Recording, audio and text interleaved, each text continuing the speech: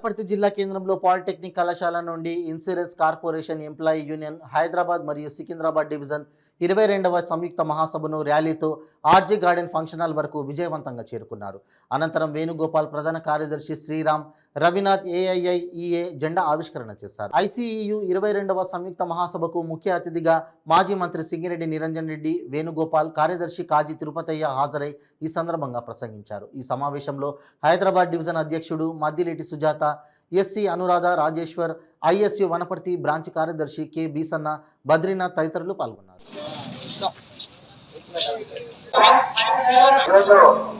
Insurance corporation employees union Hyderabad మరియు సికింద్రాబాద్ డివిజన్ల 22వ సంయుక్త మహాసభల సందర్భంగా వనపర్తిలో మొత్తం తెలంగాణ రాష్ట్రంలోని ఉమ్మడి మహబూబ్ నగర్, నల్లగొండ, నిజామాబాద్, మెదక్, రంగారెడ్డి, హైదరాబాద్ ఈ జిల్లాలకు సంబంధించినటువంటి ఇన్సూరెన్స్ ఉద్యోగులందరూ కూడా ఇక్కడికి రావడం జరిగింది.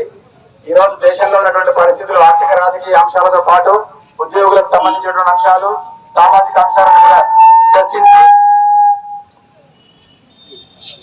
కూడా చర్చించి ఆ రకమైన నిర్ణయాలు తీసుకొని భవిష్యత్తులో ఇన్సూరెన్స్ రంగాన్ని, ముఖ్యంగా life insurance corporation of India అభివృద్ధిలో మనం తీసుకోవాల్సినటువంటి చర్యలు, జాగ్రత్తలు తదితర అంశాలను కూడా చర్చించడం కోసం ఇక్కడ రావడం జరిగింది.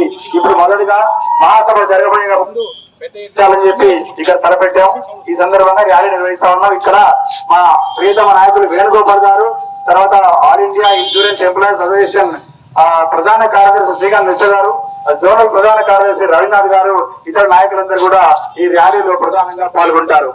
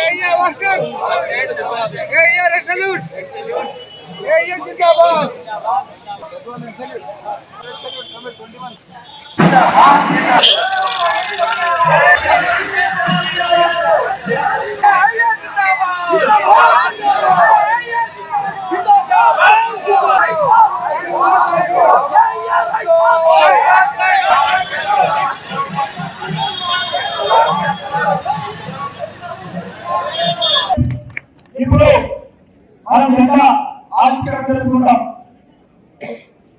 జెండా ఆవిష్కరణ జరుపుకునే ముందు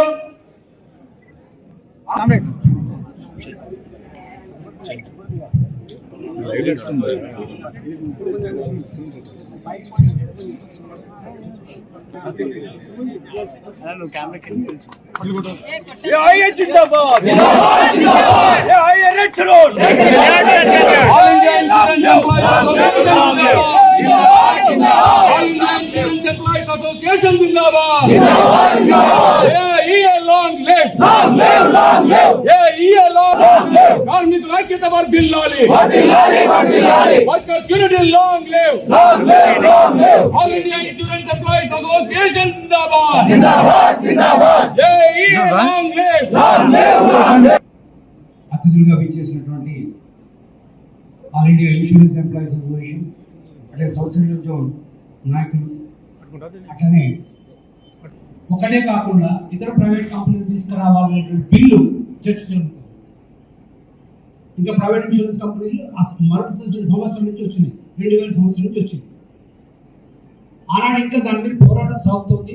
అటువంటి కంపెనీలు రాకుండా ఉండాలనేటువంటి ఒక ప్రయత్నం చేయాలనేది ఆ కాన్ఫరెన్స్లో మనం తీసుకుని వెళ్ళాము.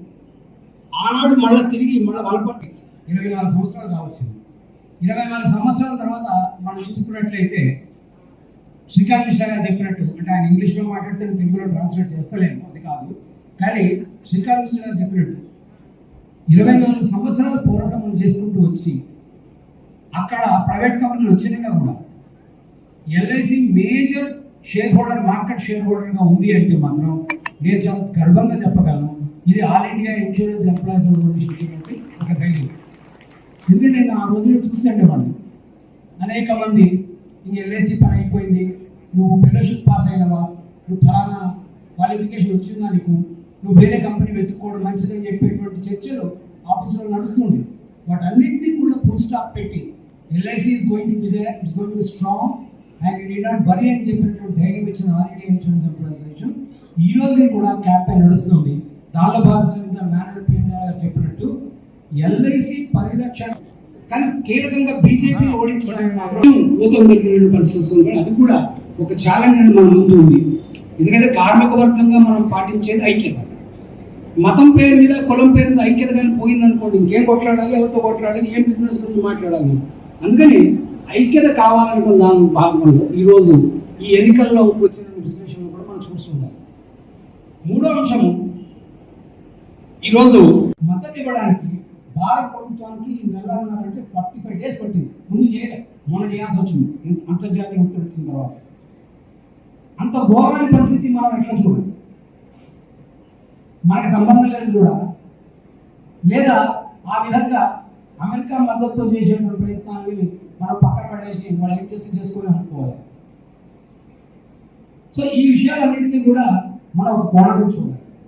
మనము ఒక మాట చెప్తూ ప్రజాతంత్రం, డెమోక్రసీ మీ అందరి శ్రమతో ఉన్నటువంటి సంస్థ, మీకంటే ముందు తరం వాళ్ళ యొక్క శ్రమ, అందరి యొక్క కష్టాన్ని రంగరించుకొని వాళ్ళ ఈ రూపంలో కల్పిస్తున్నటువంటి LIC బహుశా నాకుండేటువంటి పరిణతి మేరకు, నాకున్న అవగాహన సమాచారం మేరకు ప్రపంచంలోని అతిపెద్ద పబ్లిక్ సెక్టర్ దాదాపు 48 లక్షల కోట్ల నెట్వర్క్ కలిగినటువంటి ఏకైక సంస్థ ఇవాళ పబ్లిక్ రంగ సంస్థ LIC. అనేక నేను LIC గురించి ఉదాహరిస్తున్నానంటే మిగతా అన్ని పబ్లిక్ రంగ సంస్థల గురించి కూడా ఉదాహరిస్తున్నానని లెక్క. ఇది పెరగడం మూలంగా ఎవరికి మేలు జరుగుతుంది? సహజంగా ఉండేటువంటి ఇందులో ఉండేటువంటి ఎంప్లాయీస్కి మేలు జరుగుతుంది, ఇక్కడ ఉండే సిబ్బందికి మేలు జరుగుతుంది, ఇక్కడ ఉండే ట్రేడ్ పెన్షనర్స్కి మేలు జరుగుతుంది, అందరికీ మేలు జరుగుతుంది. దీంట్లో వచ్చే ఆదాయాన్ని మళ్ళీ పంచబడుతుంది. సంస్థ ఎట్లయితే పెరుగుతూ పోతుందో అట్లా ఆదాయం కూడా పంచబడుతుంది. కానీ ఇవాళ ఏదైనా ఒక కార్యక్రమాన్ని, ఏదైనా ఒక పెట్టుబడిని, ఏదైనా ఒక వ్యాపారాన్ని, ఏదైనా ఒక సంస్థను ప్రైవేట్ వాళ్ళ చేతిలో పెడితే లేదా ప్రైవేట్ వాళ్ళే నిర్వహిస్తే దాంట్లో వచ్చేటువంటి లాభాలు వాళ్ళు ప్రజలకు వస్తారా? ఈ దేశంలో ఉండేటువంటి ఏ సంపన్నులు ఎప్పుడు నిజాయితీగా లెక్కలు ఈ దేశ ఆర్థిక వ్యవస్థ ముందు పెట్టినారు? కేంద్ర ప్రభుత్వం కానీ రాష్ట్ర ప్రభుత్వం కానీ చెప్పగలవా ఈ మాట ధైర్యంగా? ఈ దేశంలో ఉండేటువంటి మొత్తం సర్వ పెట్టుబడిదారులందరూ కూడా ఇప్పటిదాకా అంబానీలతో కలుపుకొని, నిన్నమొన్నటి నియోరేజ్ అదానితో కలుపుకొని లెక్కలన్నీ సజావుగా ప్రభుత్వాల ముందు ఉన్నాయని గుండె ధైర్యం చేసి ప్రధానమంత్రులు, రాష్ట్రాల ముఖ్యమంత్రులు చెప్పగలరా? RBI చెప్పగలరా? చెప్పలేదు. మరి అట్లా వాళ్ళ నిర్వహణలో పెరిగిపోతూ వచ్చినటువంటి సంపద మొత్తం అది వాళ్ళకే ఉపయోగపడుతుంది తప్పిస్తే ప్రజలకు ఉపయోగపడదు. అందుకోసమే పబ్లిక్ రంగ సంస్థల యొక్క ఉనికిని కాపాడుకోవడం దేనికోసం అంటే ఈ దేశ ఉనికిని కాపాడుకోవడం, అది మనకు గుర్తుపెట్టుకోవాలి. చాలా ముఖ్యమైనటువంటి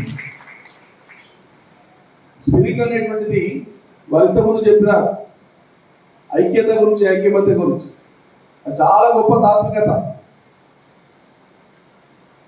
LIC లాంటి సంస్థ, అక్కడ ఉండే పబ్లిక్ రంగ సంస్థలు ఇవన్నీ కూడా ఐక్యమత్యాన్ని ప్రదర్శించి నిలబెట్టుకొని పోరాడి ముందుకు పోయేటువంటి క్రమం ఇది.